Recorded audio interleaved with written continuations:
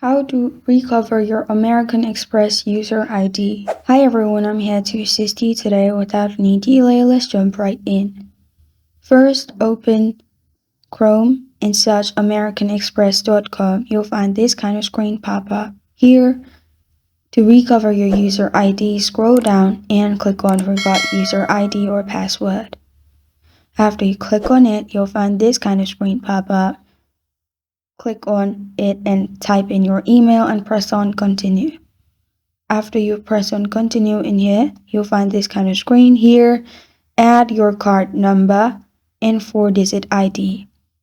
Email will be sent to your Gmail. You need to simply find your user ID there. Press on continue here after you've added all the card. And after you find your user ID in your email, you can type in your user ID in the login page, add your password, and log in. And this is how to recover your American Express user ID. Thank you for joining me today. If this video helps you out, please leave a like and subscribe for more. Got a question or want to suggest a topic? Comment below. Thank you for watching.